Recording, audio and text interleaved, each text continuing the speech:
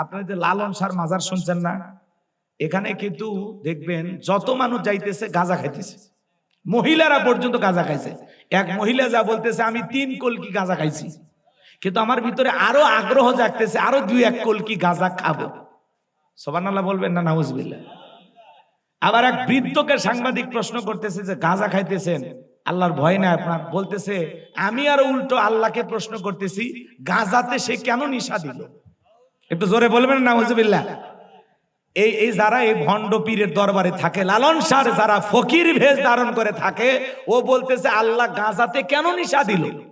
আর এক পাগল বলতেছে মদ রোপণ করা হয় না, হিরোইন রোপণ করা হয় না, মানে ফেন্সিডিল রোপণ করা হয় না, কিন্তু গাঁজাকে রোপণ করা হয়। গাঁজার গাছ আল্লাহ দিয়েছে, তার মানে গাছ যেহেতু দিয়েছে খাওয়া জায়েজ আছে। কিন্তু নাউজুবিল্লাহ বলবেন না? এগুলো কথা বলে সেই লালন শাহর মাজারে কুষ্টিয়াতে গাঁজার রমরমা ব্যবসা চলতেছে। এই আমাদের চোখের সামনে হারাম কাজগুলো হচ্ছে, গুনাহের কাজগুলো হচ্ছে। আজকে মাজারগুলোকে গাঁজা খাওয়ার নিরাপদ আশ্রয় বানায় ফেলছি আমরা। কথা বলেন ঠিক না? তো আল্লাহ যেন আমাদের হেদায়েতের পথে কবুল করেন। এটা জোরে বলেন আমিন। গাঁজার কলকিতে এমন টান মারে, এমন ধোঁয়া ছাড়ে, বাইরে প্রশাসন দাঁড়ায় থেকে মনে করছে যে মনে হয় এই জায়গায় ওরসের রান্না চলছে। এত ভণ্ডামি চলতেছে, নারী পুরুষ একত্রে হয় ডুগি তবলা বাজায় লাফালাফি করে জিকির করতেছে। আর একবার যদি জিকিরের তালে বিদ্যুৎ চলে যায়, দেখবেন বিদ্যুৎ আসার পরে কারো অন্যা ঠিক নাই, কে কি করতেছে ঠিক নাই। আল্লাহ হেদায়েত দান করুন। আমাদের গাইবান্ধাতে অবশ্য এগুলো নাই, আমি বলতে পারি, কারণ গাইবান্ধার মানুষ আল্লাহওয়ালা, এরা এগুলো পছন্দ করে না। এই জন্য খবরদার এই জিকিরের নামে রং তামাশা কেউ করবেন না, রাগ করবেন না। আমার ভাইয়েরা, আমি গুনাহগার যে কথা বলতে চাচ্ছিলাম, এ যুবকের দল, যুবক যা করে লিপিবদ্ধ করা হয়, বৃদ্ধরা যা করে লিপিবদ্ধ করা হয়, ইমাম যা করে লিপিবদ্ধ করা হয়। এই দুনিয়ার মানুষ যে যা করতেছে বাজান, প্রত্যেকটা মানুষের কৃতকর্মগুলো রেকর্ড করা হচ্ছে। যেখানে যা করতেছেন দিনের আলোতে রাতের আধারে, গোপনে প্রকাশ্যে, ক্ষেত খামারে ব্যবসা বাণিজ্যে বৈশা যে যা করতেছেন, খাদ্যে ভেজাল দিতেছেন, ওজনে কম দিতেছেন, সুদ খাইছেন, ঘুষ খাইতেছেন, হারাম উপার্জন করতেছেন, যা যা করতেছেন বাজান, প্রত্যেকটা কৃতকর্মের হিসাব একদিন দিতে হবে কার কাছে? এই জন্য আল্লাহ রাব্বুল আলামিন বলেন, কুল্লু নাফসিম বিমা কাসাবাত রহিনা। আল্লাহু আকবার। প্রত্যেকটা মানুষ তার নিষ্কৃত কর্মের কাছে আবদ্ধ। এরপরে আল্লাহ রাব্বুল আলামিন বলেন, ইল্লা আসহাবাল ইয়ামিন। ডান পাশে যারা থাকবে তারা থাকবে নিরাপদ। সুবহানাল্লাহ বলেন। ডানপন্থী যারা তারা হবে নিরাপদ। আল্লাহ রাব্বুল আলামিন বলেন, ওয়াকুনতুম আজওয়াজান সালাসা ফাআসহাবুল মাইমানাতি মা আসহাবুল মাইমানা ওয়া আসহাবুল মাশআমাতি মা আসহাবুল মাশআমা ওয়াস-সাবিকুনাস সাবিকুন উলাইকাল মুকাররাবুন। সূরা ওয়াকিয়ার ভিতরে আল্লাহ পাক জানিয়ে দিলেন, কিয়ামতের ময়দানে মানুষকে আল্লাহ রাব্বুল আলামিন 3 শ্রেণীতে ভাগ করবেন। এর মধ্যে যারা ডান পাশে থাকবে তারা হলো নিরাপদ। ডানপন্থী যারা, তারা যাবে কোথায়? আল্লাহ রাব্বুল আলামিন বলেন, ফি জান্নাতি ইয়াতাসাআলুন। ডান পাশে যারা কিয়ামতের ময়দানে স্থান লাভ করবে, তারা জান্নাতের বাগানে প্রবেশ করবে। বলুন সুবহানাল্লাহ। ফি জান্নাতি ইয়াতাসাআলুন। যারা জান্নাতের বাগানে প্রবেশ করবে, জান্নাতের বাগানে প্রবেশ করার পরে একে অপরকে জিজ্ঞাসাবাদ করবে, পরস্পরে আলাপ আলোচনা হবে। বলেন না সুবহানাল্লাহ। একজন জান্নাতি আর একজন জান্নাতীকে জিজ্ঞাসা করবে, পরস্পরে আলাপ আলোচনা হবে। সুবহানাল্লাহ বলবেন না? মনে করেন আজকের মাহফিলের সভাপতি ডাক্তার এম.এ. করিম প্রধান দুলু, দোয়া করলাম আল্লাহ আজকের মাহফিলে যিনি সভাপতি, আল্লাহ দয়া করে আপনি যদি তাকে জান্নাত দেন, ও আল্লাহ ওই একই জান্নাতে আমি গোলাম রব্বানীকে কবুল করে নেবেন। জোরে বলেন আমিন। আল্লাহ আমাদের সবাইকে একই জান্নাতে কবুল করে নেন। জোরে বলেন আমিন। আর একটু জোরে বলুন আমিন। আল্লাহ যদি এই দোয়ার বদলতে ওনাকে জান্নাত দেয়, যদি আল্লাহ ওনাকে জান্নাত দেয়, আবার ওই একই জান্নাতে আমাকেও আল্লাহ থাকার ব্যবস্থা করে, তাহলে একে অপরের সাথে দেখা হবে, সাক্ষাৎ হবে, উনি আমাকে দেখে চিনতে পারবে। এই আপনি আমাদের গাইবান্ধার ছেলে না গোলাম রব্বানী? জি জি, ওই যে আপনি তো ওই যে কালিকাটোবা মাহফিলে সভাপতি ছিলেন। জি জি জি, আসেন আসেন হুজুর, দেখেন আহারে কত হাজার বছর কেটে গেল, কবরের জিন্দেগি চলে গেল, হ্যাঁ মিজান ফুলসিরাত চলে গেল, কিয়ামতের কঠিন দিন পার হয়ে গেল, হিসাবের ফয়সালায় আল্লাহ তাআলার দয়ায় আপনিও জান্নাতে এসেছেন, আমিও জান্নাতে এসেছি। তখন তারা কি করবে? জান্নাতের বাগানের সুন্দর চেয়ারে বসে একে অপরের সাথে গল্পে লিপ্ত হবে। বলুন সুবহানাল্লাহ। আড্ডা দেবে, আড্ডা। সুবহানাল্লাহ বলেন। ফি জান্নাতিন ইয়াতাসাআলুন, তারা জান্নাতের বাগানে প্রবেশ করবে, একে অপরের সাথে জিজ্ঞাসাবাদ করবে, আলাপচারিতা করবে। বলুন না সুবহানাল্লাহ। কষ্ট হচ্ছে? অনেকে বলতেন হুজুর দোয়া করলে জান্নাত অতই সহজ। আল্লাহর নবী মুসা আলাইহিস সালামের নাম আপনারা শুনেছেন। নবী মুসা আল্লাহকে ডেকে বলেন, আল্লাহ আপনি কি আমাকে জান্নাত দেবেন? আল্লাহ ডেকে বলে, পয়গম্বর এটা কেমন কথা, অবশ্যই তোমাকে জান্নাত দেব। তুমি নবী মানুষ, কেন জান্নাত দেব না? অবশ্যই জান্নাত দেব। পয়গম্বর ডেকে বলে, আল্লাহ জান্নাত দিবেন, আমার জানতে বড় মনে চায়, জান্নাতে আমার প্রতিবেশী কে হবে? আমার আল্লাহ ডেকে বলে, পয়গম্বর জান্নাতে তোমার প্রতিবেশী যে হবে, তোমার পাশের ফ্ল্যাটে যে থাকবে, সে হলো দুনিয়াতে একজন কসাই। পয়গম্বর ডেকে বলে, আল্লাহ দুনিয়াতে এত মানুষ থাকতে কসাই কেন আমার সাথে জান্নাতে যাবে? আমার আল্লাহ ডেকে বলে, পয়গম্বর কেন যাবে? সব যদি আমি বলে দেই, তোমার কি কোনো দায়িত্ব নাই? যাও অমুক বাজারে চলে যাও, তুমি নিজেই যা দেখো আমি আল্লাহ কেন কসাইকে জান্নাত দেব। এইবার পয়গম্বর চলে গেলেন সেই বাজারে। কসাই এবার গোস্ত বিক্রি করার পরে সুন্দর কিছু গোস্ত টোকলার ভিতরে না বাড়ির পথে রওনা করেছেন। মুসা নবীর কাছে যায় বলে, আজকে যদি আমি আপনার বাড়ির মেহমান হই, আপনার কি কোনো আপত্তি আছে? কসাই ডেকে বলে, আলহামদুলিল্লাহ, আপনার মতো মানুষ মেহমান হলে আমার তো সৌভাগ্যবান ব্যক্তি আমি, চলেন আমার সঙ্গে বাসায় চলেন। এইবার পয়গম্বর কসাইয়ের বাড়িতে চলে গেলেন। কসাই সুন্দর করে রান্না বান্না করলেন। লম্বা কিছু আলোচনা আছে বাজার, লম্বা করার সুযোগ হবে না। সুন্দর করে রান্না করার পরে বাটির ভিতরে গোস্ত দিয়া জনম দুঃখিনী মার মুখে তুলে খাওয়াইতেছে। মা চোখে দেখতে পারে না। জনম দুঃখিনী মা সন্তান খাবার তুলে খাওয়াইলেন। এরপরে জনম দুঃখিনী মা খাওয়ার শেষে হাত তুলে বলে, আল্লাহ আমার ছেলেটা আমাকে এত মহাব্বত করে, এত ভালোবাসে, নিজের হাতে আমারে তুলে তুলে খাওয়ায়। ও আল্লাহ, যে ছেলে আমি মার এত সেবা করে, আমি আমার সন্তানের জন্য দোয়া করি, এই জামানার মুসা নবী যেই জান্নাতে থাকবে, আমার ছেলেটাকেও তুমি ওই একই জান্নাতে কবুল করে নিও। মা দোয়া করতেছে জামানার মুসা নবীর সাথে যেন আল্লাহ জান্নাতে কবুল করে নেয়। এইবার কসাই যখন মুসা নবীর কাছে চলে আসলেন, দেখে বলে, ও কসাই, একজন মহিলার কণ্ঠের আওয়াজ আমি শুনতে পাইলাম, কে হয় তোমার বলো?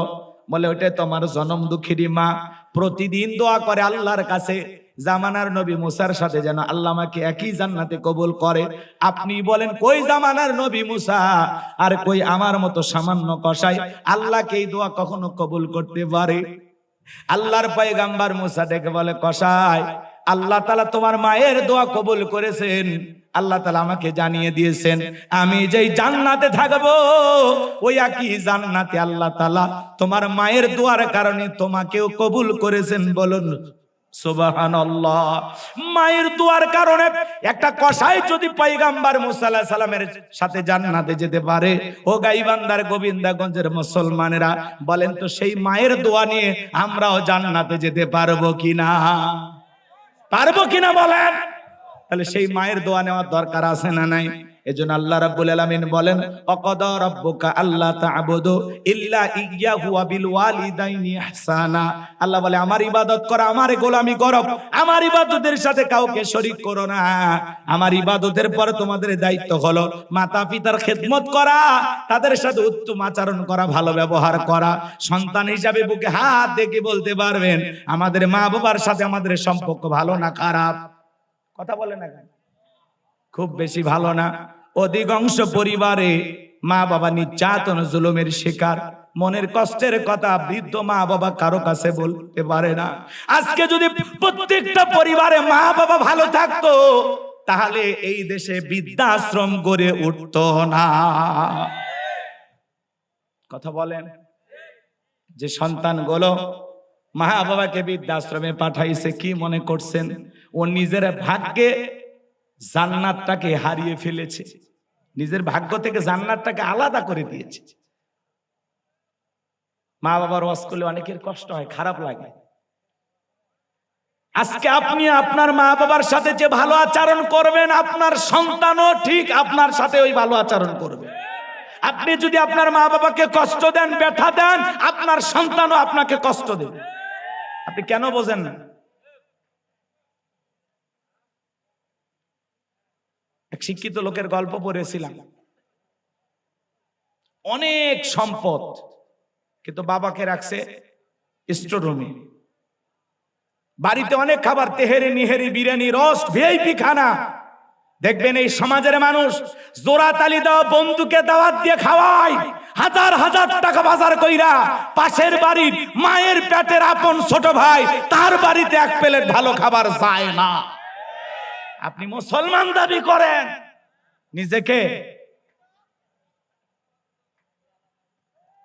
বাড়িতে এসে জোড়া তালি দাও বন্ধু বান্ধব খাইয়া যায়, আর পাশে মা বাবা তাদের ঘরে এক বাটি গোস্ত যায় না। এরকম সন্তান আছে না নাই? তো ভাঙ্গা কিছু খাবার, এটো খাবার ভাঙ্গা একটা প্লেটে দিয়া সন্তানকে বলতেছে এটা তোমার দাদুকে দিয়ে আসো। এখনকার বাচ্চারা তো বোঝেনি কম্পিউটার। কথা বললেন না কেন? এখনকার বাচ্চারা চালাক কম না বেশি বলেন ভাই? প্রচন্ড চালাক। ছেলেটা ডেকে বলে আব্বা আমরা তো এত ভালো খাবার খাইলাম, দাদুর জন্য এটো খাবার প্লেটটাও ভাঙ্গা, কারণটা কি? বলে তোর দাদুর বয়স হয়ে গেছে, এত ভালো খাবার তার পেটে সহ্য হবে না, যা প্লেটে যা দিয়েছি তাই তোর দাদুকে দিয়ে আয়। ছোট্ট ছেলেটা ডেকে বলে আব্বু দাদুর মতো একদিন আপনারও বয়স হবে, আমি প্লেটটা যত্ন করে রেখে দিব, যখন দাদুর মতো আপনার বয়স হবে এই একই প্লেটে করে আমিও আপনাকে খাইতে দেব। শিক্ষিত মানুষ, বিবেকের দরজা খুলে গেছে, ভাঙ্গা প্লেটের খাবার ফেলে দিলেন। সন্তানকে বুকের সঙ্গে জড়ায় নিয়ে বলে বাবা কলেজ বিশ্ববিদ্যালয় যা শিখতে পারি না আজকে তোর কাছে তাই শিখলাম। সন্তানটাকে বুকে জড়ায় নিয়ে বলে বাবা তোর কারণে আমার জীবনের একটা ভুল দূর হয়ে গেল। এইবার বৃদ্ধ বাবাকে নিয়ে চলে গেলেন বিল্ডিং এর উপরে, সুন্দর করে বাবারে গোসল করা দিলেন। বাবারে গোসল করানোর পরে কি হয়েছে বাবা?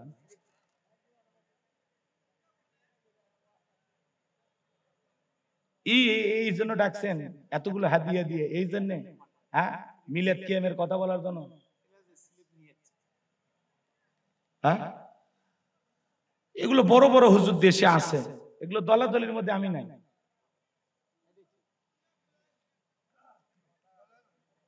আমার বদনাম আছে, এই হুজুর গান গায়, হাসায়, কমেডি করে, কিন্তু উল্টা পাল্টা ফতুয়া দেয় না।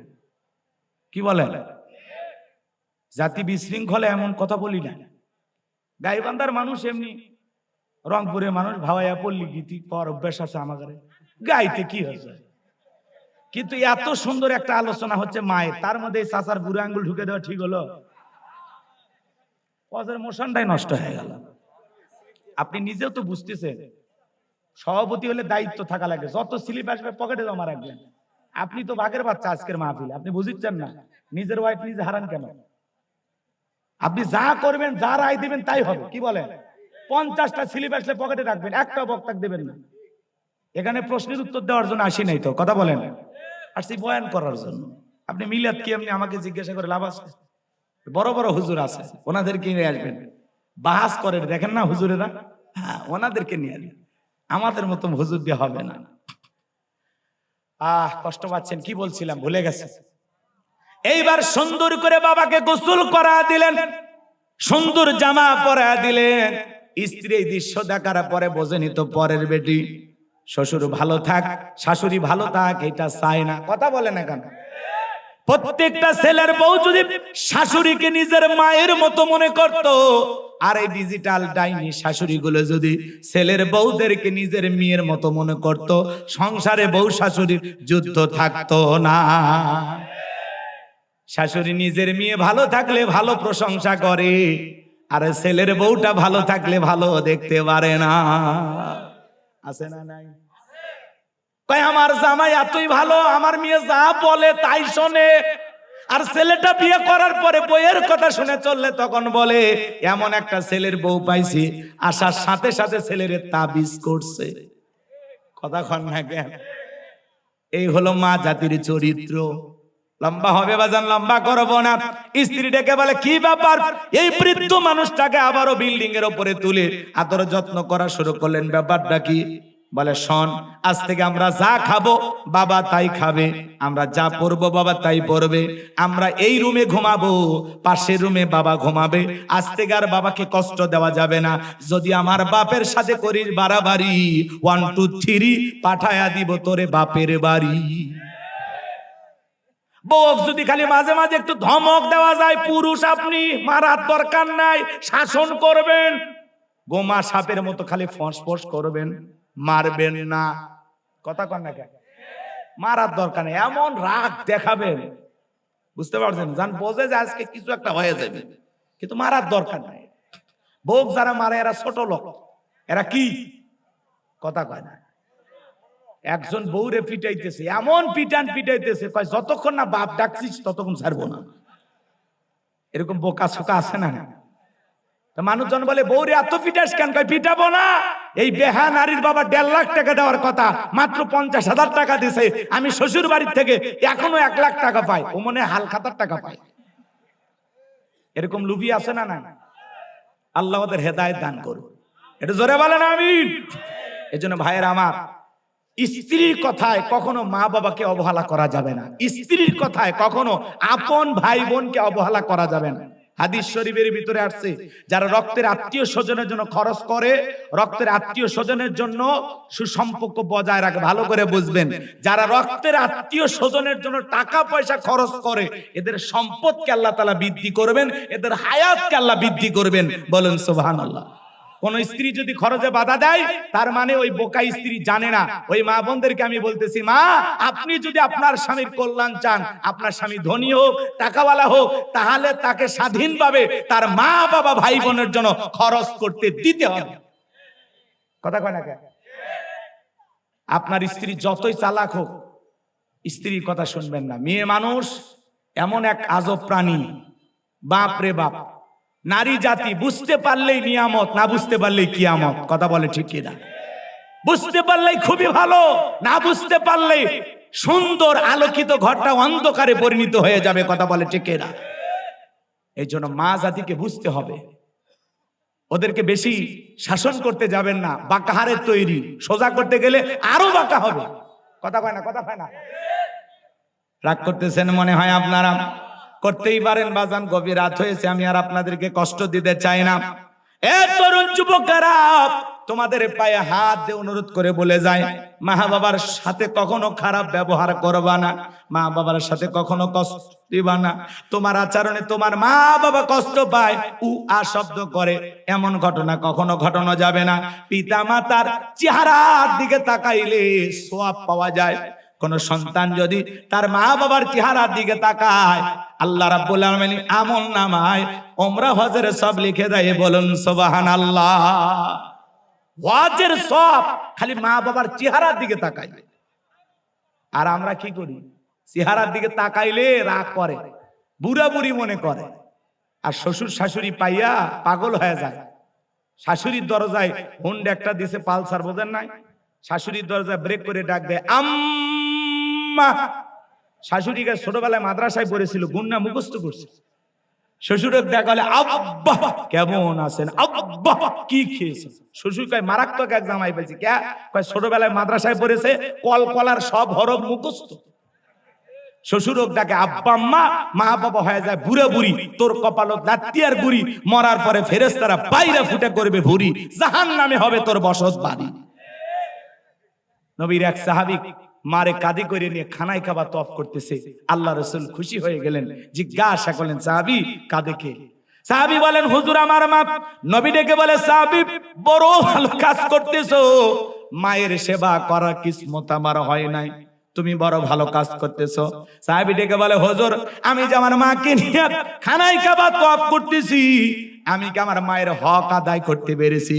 আল্লাহর পয়গম্বর ডেকে বলে, আমার সাহাবী শোনো, আল্লাহ যদি কিয়ামত পর্যন্ত তোমাকে হায়াত দেয়, আর তুমি যদি তোমার মাকে কাঁধে করে নিয়ে এইভাবে খানায় কাবা তওয়াফ করো, তোমার মা তোমাকে জন্ম দেওয়ার সময় প্রসবের যাতনায় আ শব্দ করেছিল, ওই একটা আ শব্দের হক দুনিয়ার কোন সন্তান আদায় করতে পারবে না। বলুন আল্লাহু আকবার। এজন্য বিশ্বনবী বলেছেন, হুমা জান্নাতুকা ওয়া নারুকা, তোমার পিতামাতাই তোমার বেহেশত, তোমার পিতামাতাই তোমার দোজখ। পিতামাতা খুশি, আরশের মালিক আল্লাহ খুশি। পিতামাতা বেজার, আরশের মালিক আল্লাহ বেজার। এ যুবক, ইনকামে যদি বরকত চাও, দাম্পত্য জীবনে যদি ভালো থাকতে চাও, মা বাবার দোয়া ছাড়া ভালো থাকা যাবে না। আমি হুজুর দোয়া করলে কবুল হইতেও পারে, নাও হইতে পারে, কিন্তু তোমার মা তোমার বাবা তোমার জন্য যদি দোয়া করে, বন্দুকের গুলি মিস হবে রে যুবক, তোমার মা বাবার দোয়া মিস হবে না। তোমার মা বাবা দোয়া করতে দেরি, আসমানের মালিক আল্লাহর কাছে সেই দোয়া পৌঁছাইতে দেরি করবে না। বলুন সুবহানাল্লাহ। এই জন্য মা বাবাকে অবহেলা করা যাবে না। সন্তানকে নিঃস্বার্থ ভালোবাসা দেয় শুধু মা বাবা, পৃথিবীতে সবাই ভালোবাসে স্বার্থের কারণে। আর এই দুইটা মানুষ সন্তানকে ভালোভাবে নিঃস্বার্থ ভাবে, তার নাম হলো মার বাবা। এই জন্য যুবক, তোমাদের পায়ে হাত দিয়ে অনুরোধ করে বলে যায়, মা বাবার মনে কষ্ট দেওয়া যাবে না। কোন কোন যুবক পিতা মাতার খেদমত করি, তাদের মুখে হাসি ফোটায়া তাদের দোয়া নিয়ে জান্নাতে যেতে চান, দুইটা হাত তুলে আল্লাহকে দেখান। আল্লাহ আমাদের সবাইকে পিতা মাতার খেদমতকারী সন্তান হিসেবে কবুল করুন। একটু জোরে বলুন না আমিন। আপনি আপনার মা বাবাকে ভালো রাখবেন, ভালো খাওয়াবেন, আপনার সন্তানও আপনাকে ভালো রাখবে, ভালো খাওয়াবে।